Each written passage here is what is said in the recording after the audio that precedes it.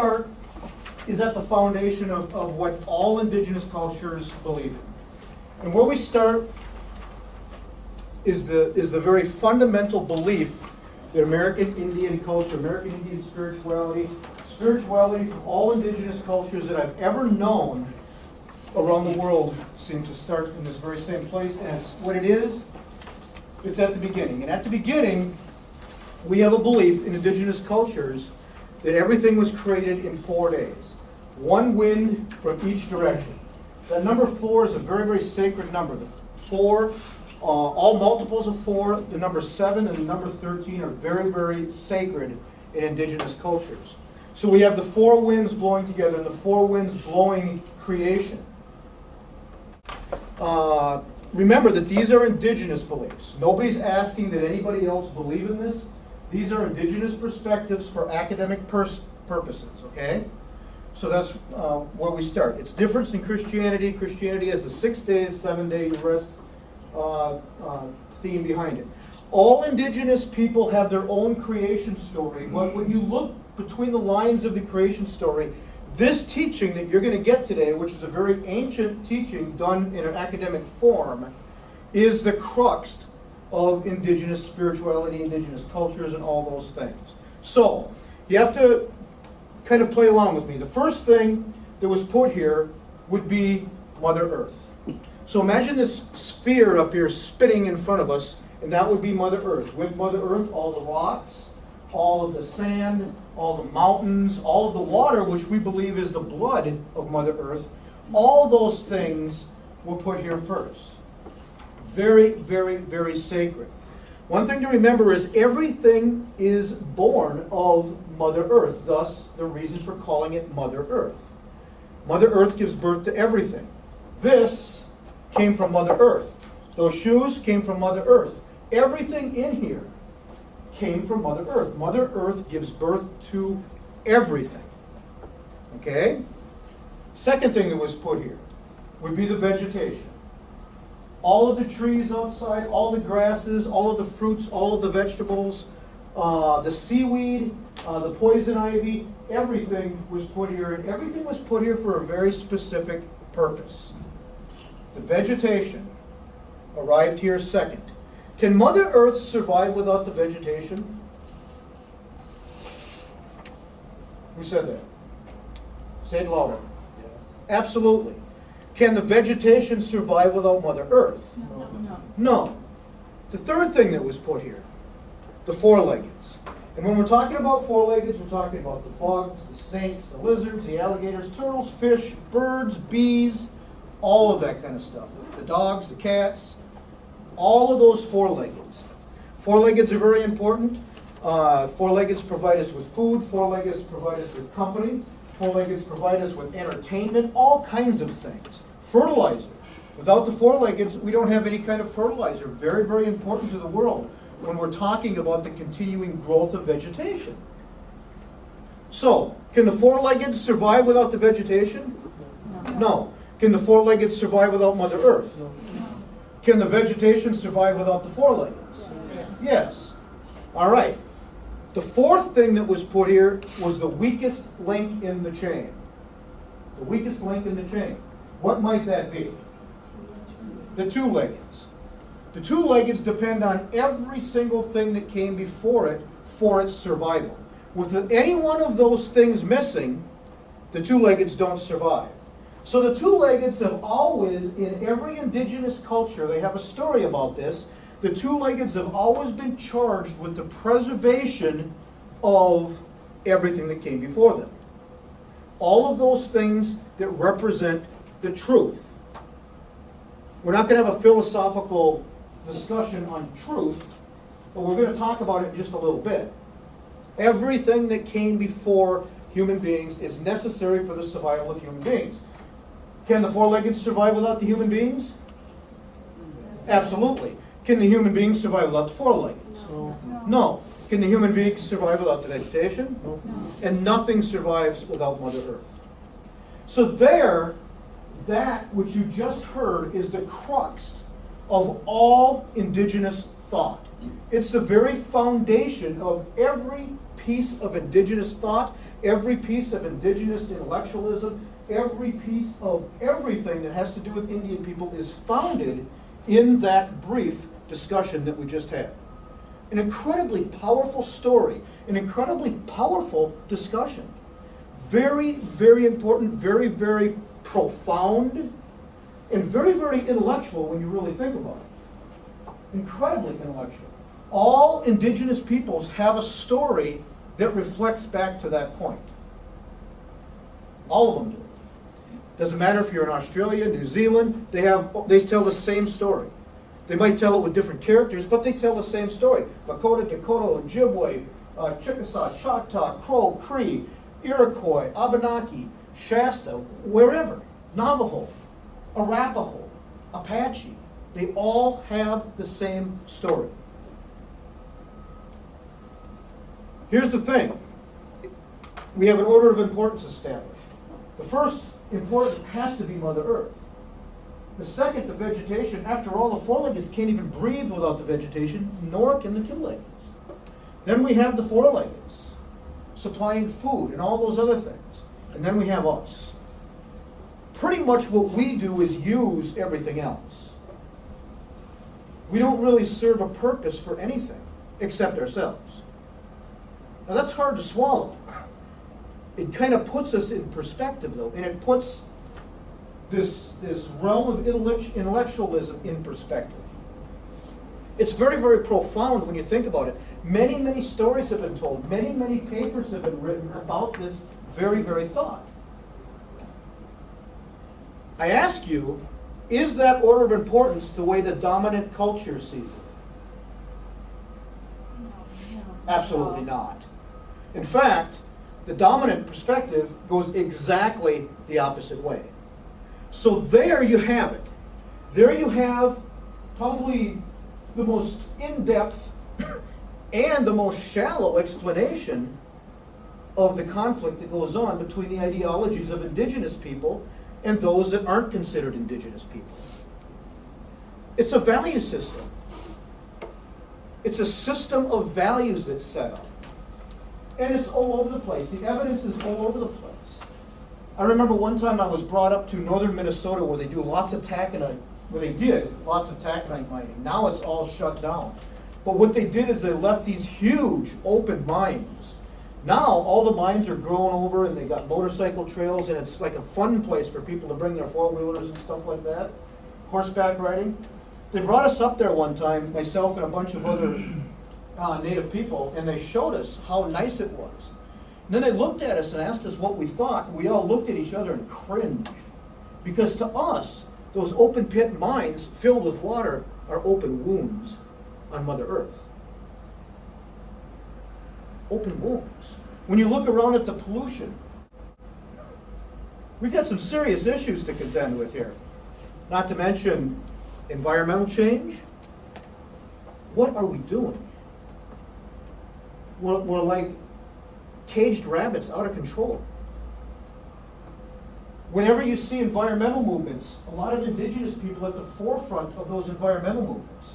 In fact, I just saw one this morning in Nebraska. They're trying to keep that pipeline from going through. And by the way, my father-in-law, or not my father-in-law, my stepfather, works on the pipelines. They leak like a sieve. And there's no way you can help it. The natural erosion process of metal and water. The mindset of indigenous people is the preservation of where we live in order to continue living. The dominant society, it's about using resources to gain capital, to progressively move out and gain more resources, to get more capital, to gain more resources, to get more capital.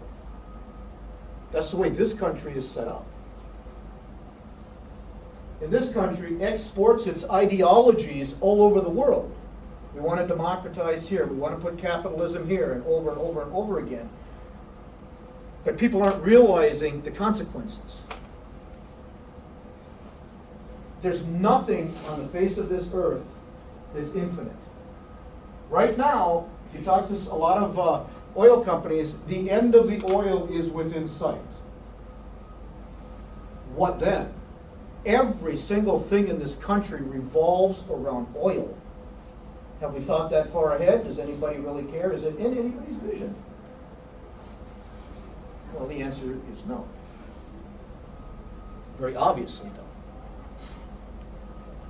Because our definition of progress is to keep us moving in that direction. Or if you look at the Indigenous definition of progress, it's to sustain and live a happy life. And the reason I say live a happy life is because Indigenous values are not centered on materialistic gain. They're centered on happiness.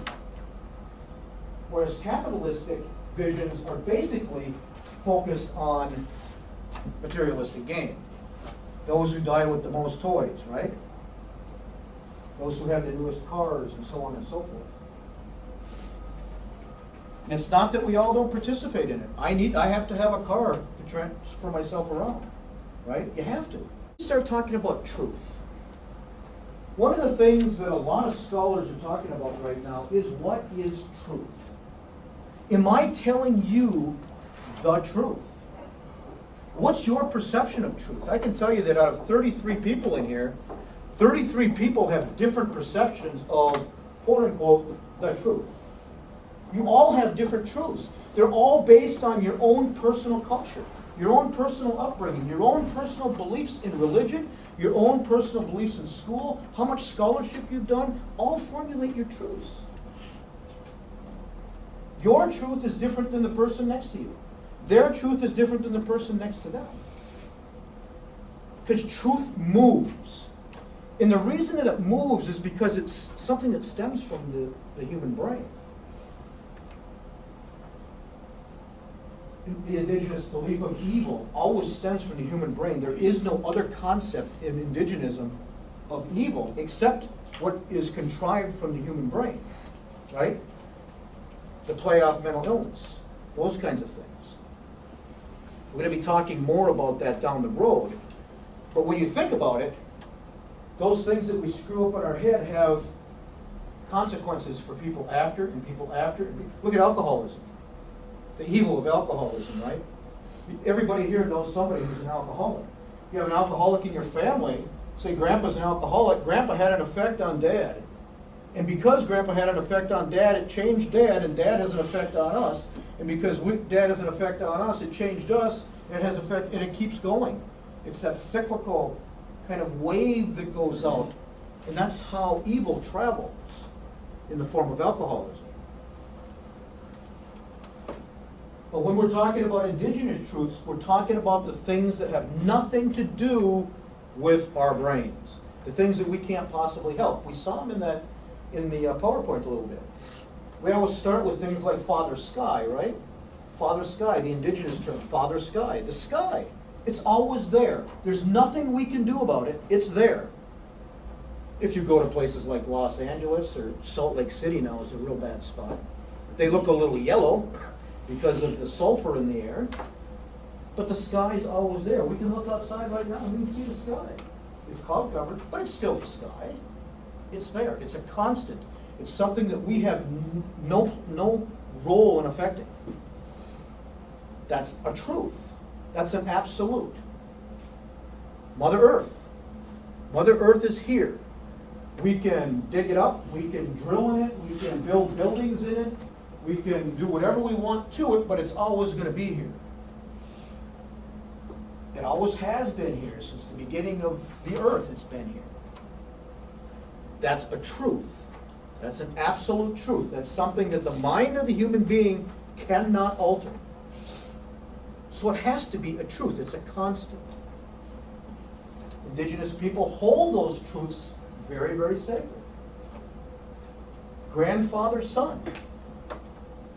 Grandfather, son. That big ball of fire in the sky. Grandfather, son.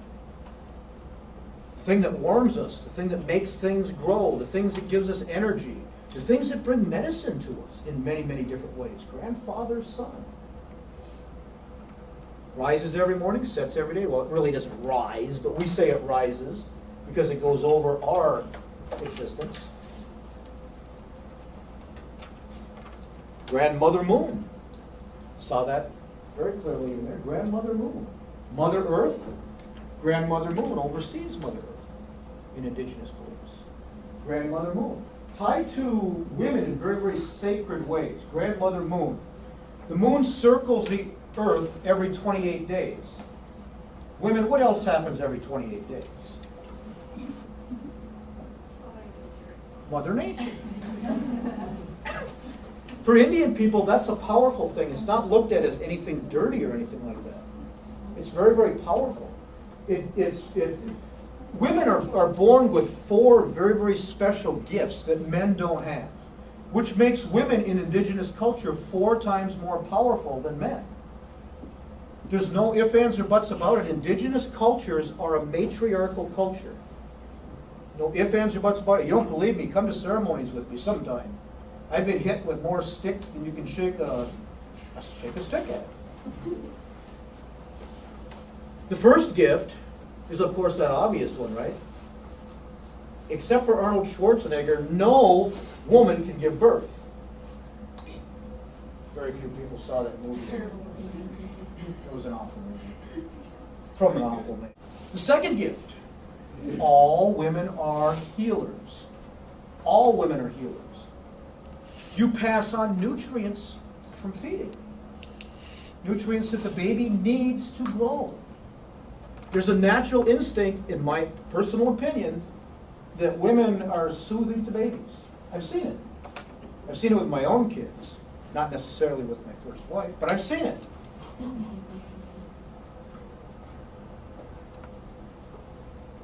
All women have the ability to cleanse themselves. Men can't do that. As a result, who lives longer? Women. Between 8 and 9 years longer, you'll be happy to know. So in your 60s, you're finally going to be free. Or 70s, whatever the case may be. Free of that guy. And then there's this last one. This last one is the most puzzling. And every woman in here knows about it. Has it down just like that. And uses it against us lowly men, too. And the men don't have a clue. We sit there with our tongues out, picking our nose half the time, trying to figure it out. And that's a fact. Women know something. Am I right? Women know something, right? Say yes. Yeah. Yeah, women know something, right? Yeah. Intuition.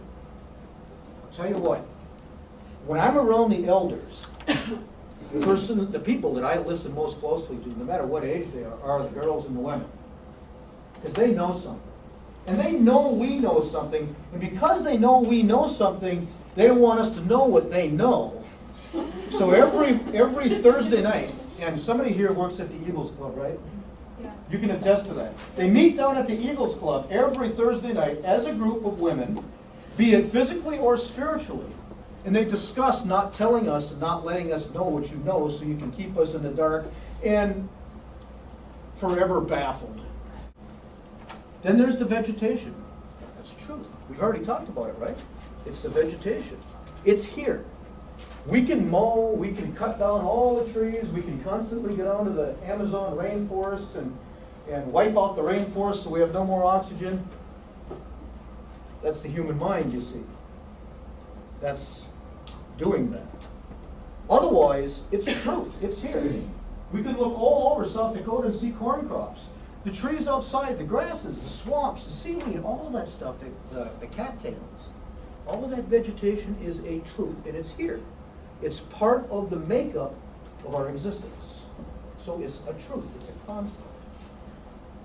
The forelegs, although I forget the exact number, it's tremendously high. Number of extinctions have taken place, primarily because of the existence of humans all over the world. That said, lots of extinctions just naturally evolve through the process too. And we affect the four-leggeds. I remember that six-headed frog in Massachusetts, right? Who just happened to be swimming around the toxic ponds out there and having all kinds of other frogs with some strange things going on. I saw a bug below the Mississippi Dam in Minneapolis once that I've never seen before. And I don't ever want to see again because it was snapping at me. A bug. It wasn't a crayfish. It was a bug. And we got out of there pretty quickly. We don't want no bugs after us. But it's a constant. It's always going to be here. There's always going to be birds. There's always going to be the bear, unless we render them extinct as well. The deer are here. The rabbits are here. All those things are here. Right. Then there's the two-leggeds. Excluding the brain, right? Excluding the brain, we exist. And we could exist in some idealistic realm, but we don't. It's a very non-idealistic realm. But in terms of our physical kind of being, we're here. So we are a truth. We're there. You can't deny it. I'm excluding everything else, just the physical existence of human beings. We're here.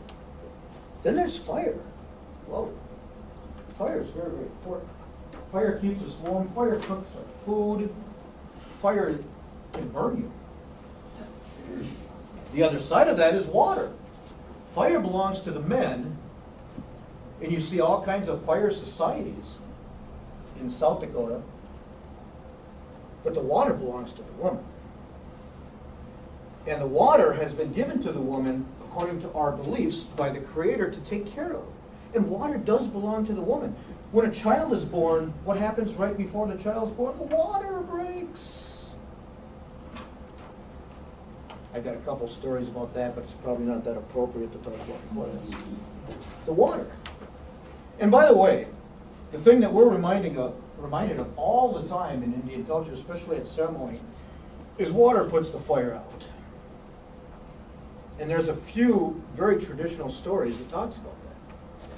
Water is very, very important. We cannot survive without water. Even if we don't drink water per se, and a lot of us don't, everything that we do, everything that we eat has water in it, right? The wind, you can't even see it, but you can feel it. It's there all the time, especially in South Dakota. First thing I noticed when I got down here was this wind. It just blows all the time. Get out to western parts of South Dakota, it just blows and blows and blows and blows. It's like, and nobody pays any attention to it. I can handle 30, 40 below temperatures as long as there's no wind, right? The minute the wind kicks up, I'm out of here. Then there's that realm of spirituality. That realm of spirituality. Look, on here they showed this power, right? The powers of the tide. What a tremendous power that is. The tide coming in, the tide going out. A constant. We cannot control that. The volcanoes. That lava coming up. Unbelievable energy in volcanoes. You weren't alive when Mount St. Helens blew. But I'm telling you, that was an incredible event. By the way, I don't know if you know this or not, but Old Faithful, that's a volcano. And it's a very, very active volcano that if it ever went, we would be in deep, deep trouble. It probably would be the end of the world. Huge volcano.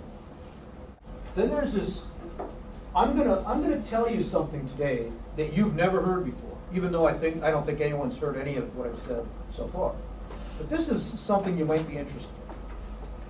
I'm going to let you know, to some degree, the concept of the Creator in Indigenous culture.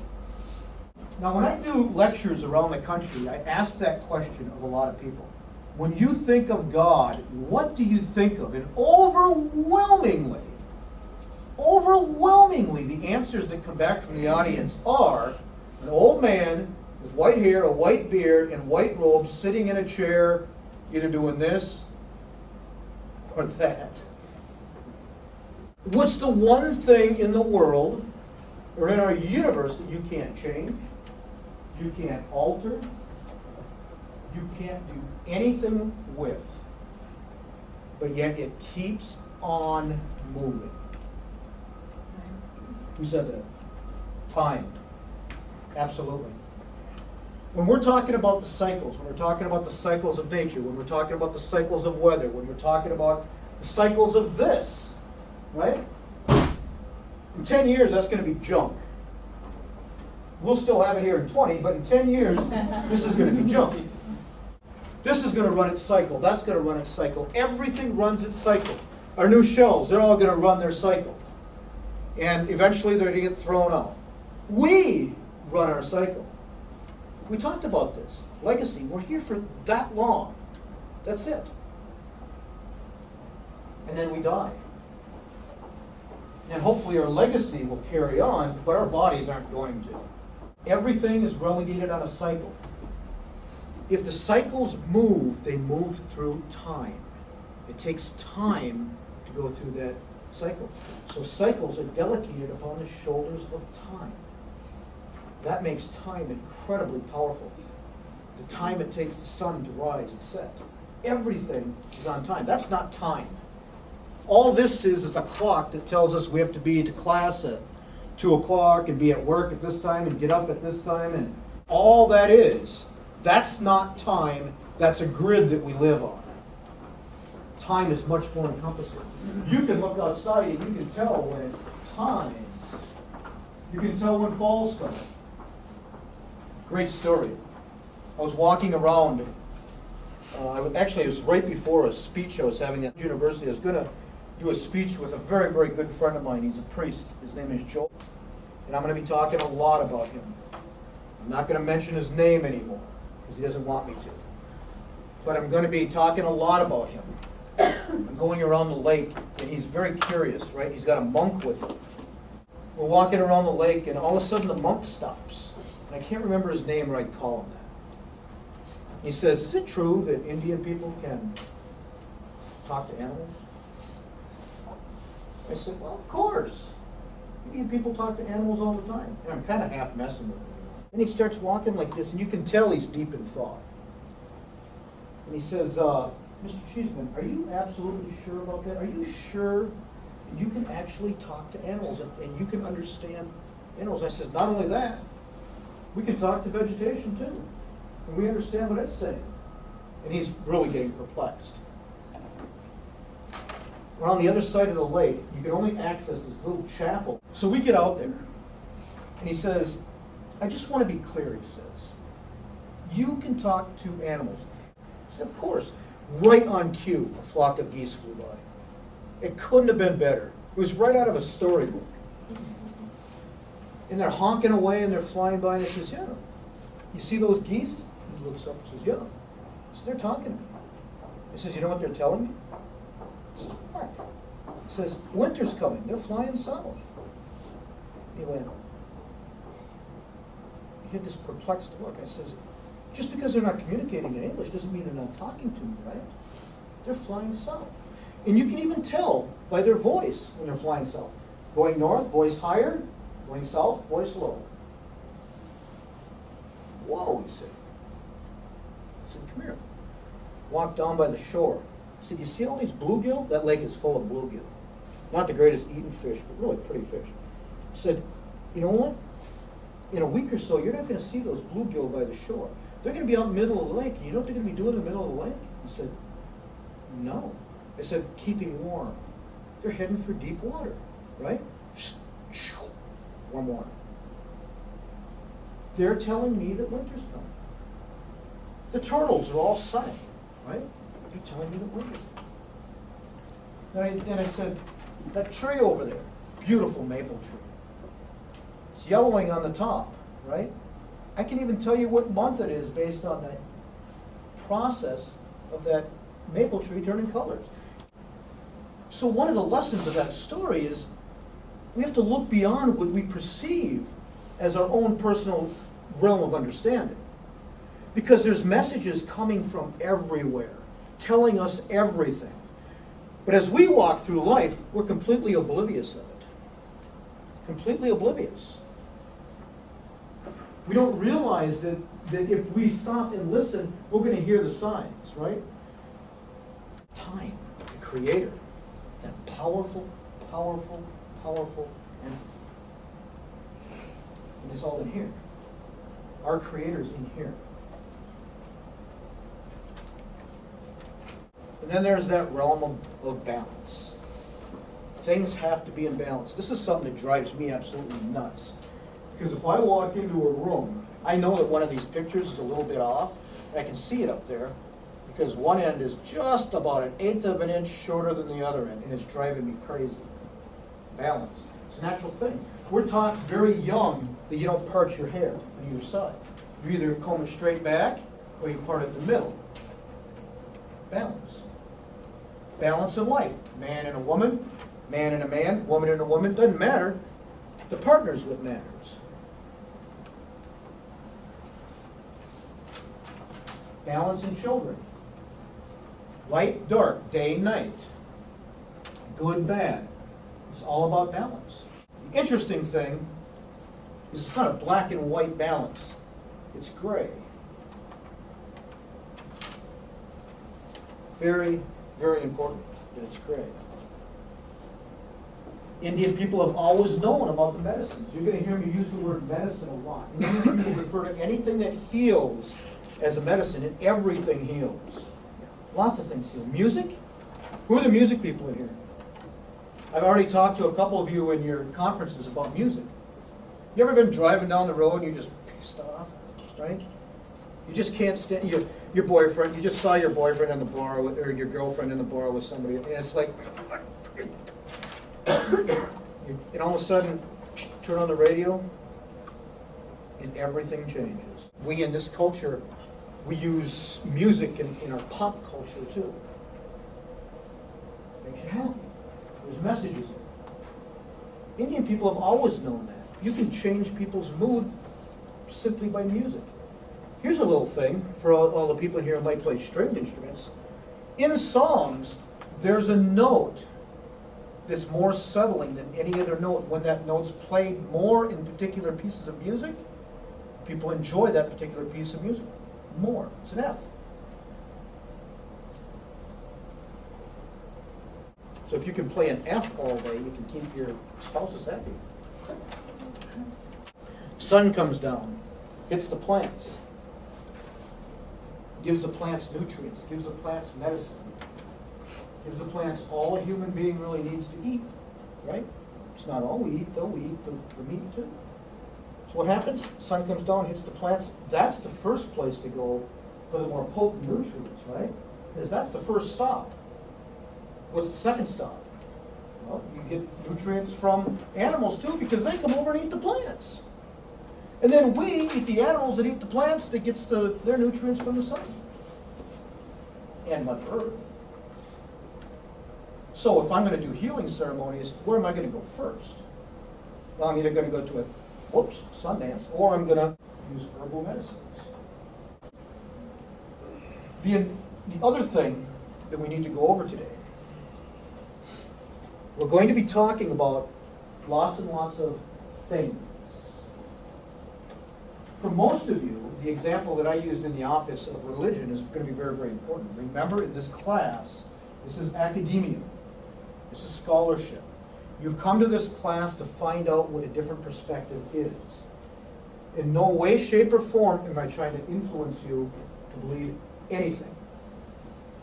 I'm putting out there what my truth is and what our people, Indigenous people, believe. I'm not a spokesman for all Indigenous people. I'm only a spokesman for what my elders tell me I'm supposed to speak about. All I know is what I've been taught, and I don't know anything else. So, as I said, none of this is ever meant to be personal. Don't take anything personal. When I talk about things that are going to raise dissidence in you, it's not personal. It's academia. It's scholarship.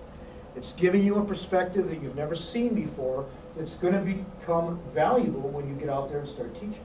So here comes the first realm of dissonance. Are you ready?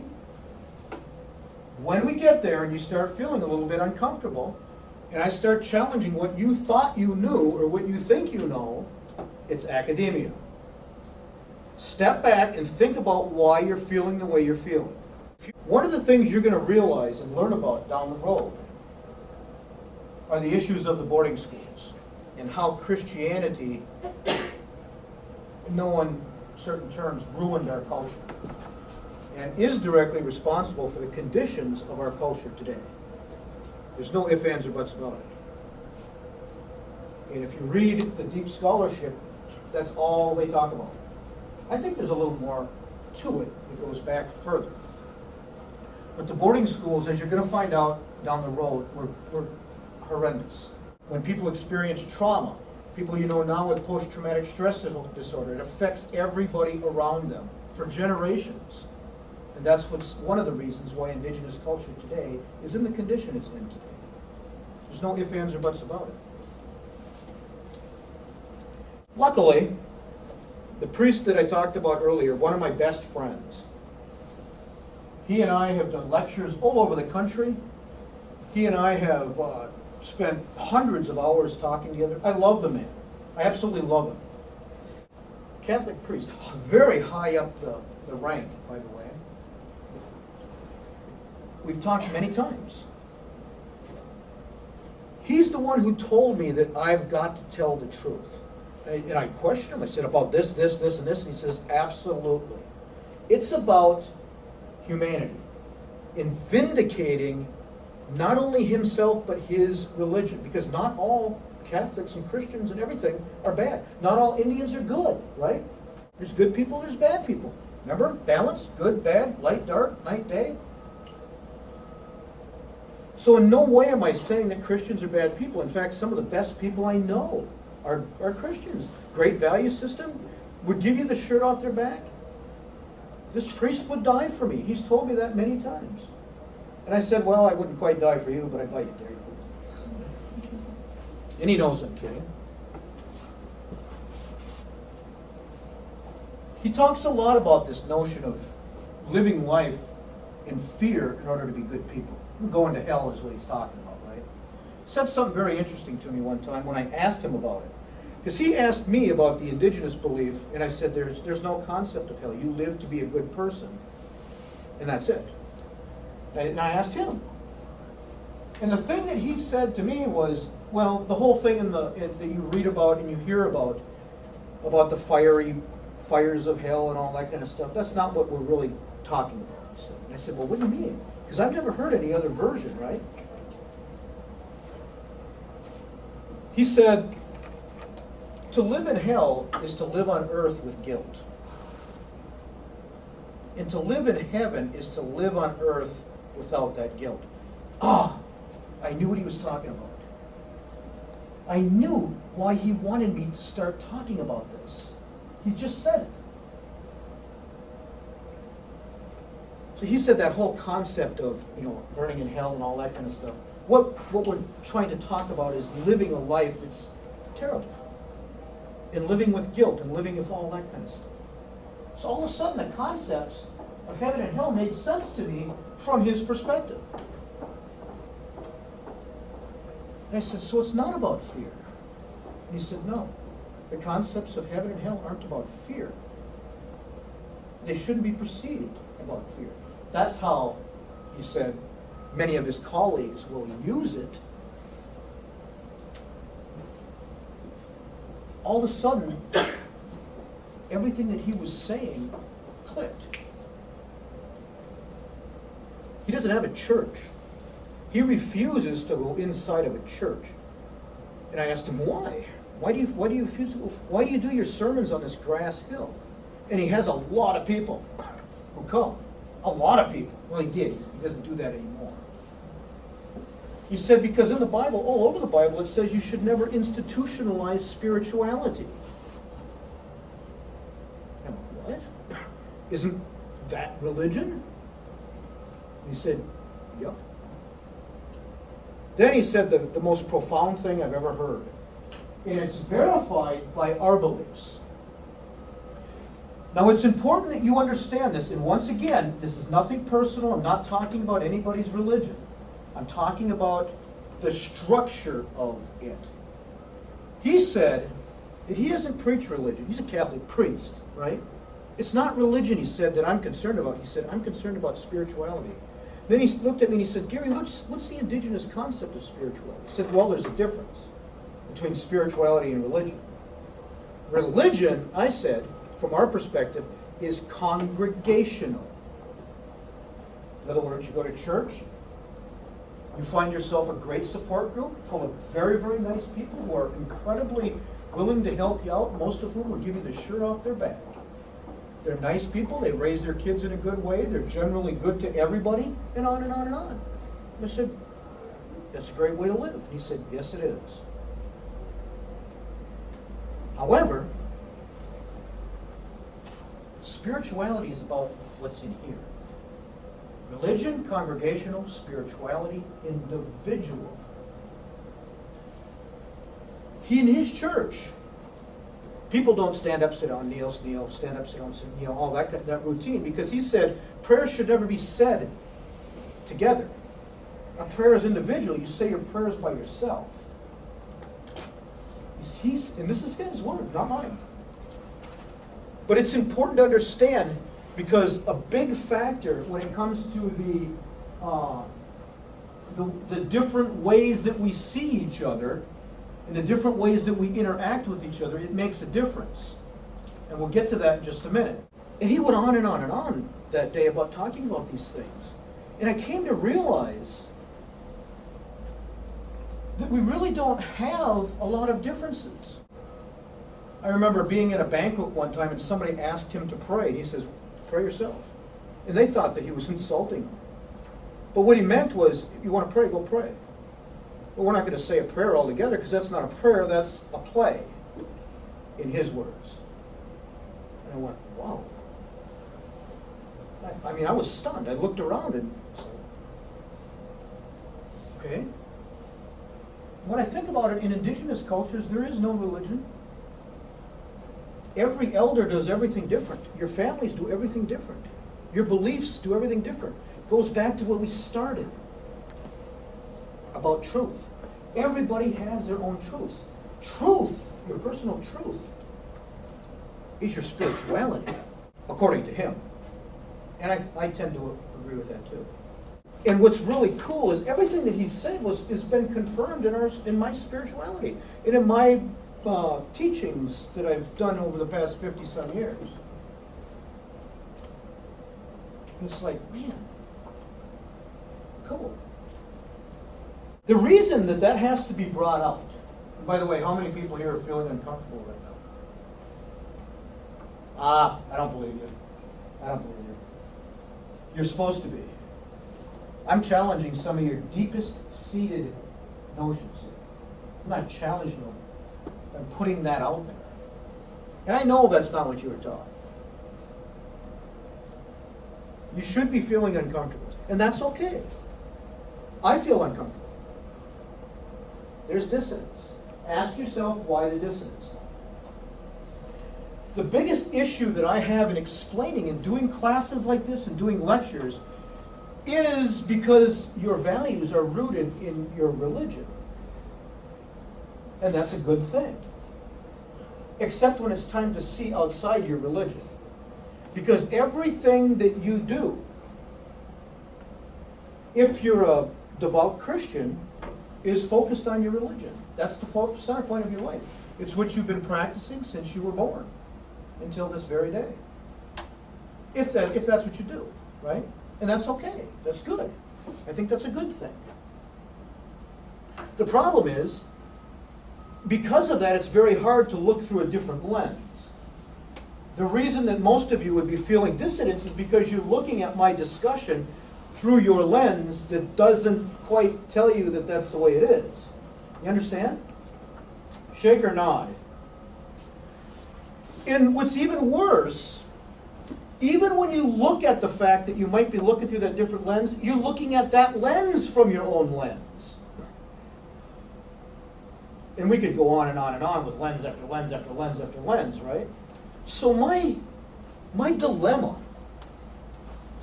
is, how then do I ever get you to empathize with Indian people? How do I get you to understand the other perspectives out there? That's the question. That's the reason why I've paced hundreds and hundreds of miles. So what do I do? How do I do it? Well, my theory on it, and what I think might work sometime, is to do this. Is to tell you openly and transparently that I'm going to challenge your levels of dissonance. To prepare you So you're thinking critically, and I guide you to that, right? I told you, think critically about this. If you're feeling dissonance, step back and ask why you're feeling that dissonance. That's critical thinking. That's why we do the critical thinking thing at the front end of the course, because we're constantly going back to those concepts and notions of critical thinking, and all those theories of critical thinking. Why did that take some of you out of your comfort zone and wanted you to go back? Gary, stop talking, stop talking.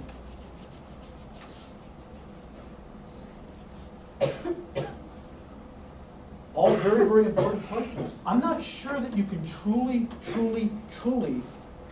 get an understanding of incredible poverty without being there. I'm not sure that you can understand what post-traumatic stress disorder is unless you have it. I'm not sure that you can understand what it's like to die and come back unless you've died and come back. I'm not sure you can fully understand the notions of different cultures unless you're part of that culture. So where does that leave us? What do I do? What do I have to do? What is it that I have to do? Did I stand on the tables in here? Yep. Okay. Did that work? Was it a good example of seeing things differently? Yes? No? Yes. Is it a good model? I know the comfort zone model is a pretty good model. We'll be going back to that after a while. So that's the task that I have of this semester. But it's a daunting task. How do you do it? How would you do it? How are you going to do it when you get out and start teaching? Today, you got insight that you've never heard before. You got a creation story. You got the perspective of truth from Indigenous people. You heard stories about menstruation and why it's not dirty, why it's powerful. You heard that Indian women are 4 times more powerful than Indian men. You started to hear a little bit about the cycles outside. You heard a little bit about intellectual thought. When was the last time you heard the term American Indian intellectual thought? You heard stories of a priest who's slowly trying to wake people up. How much can you fit in one class?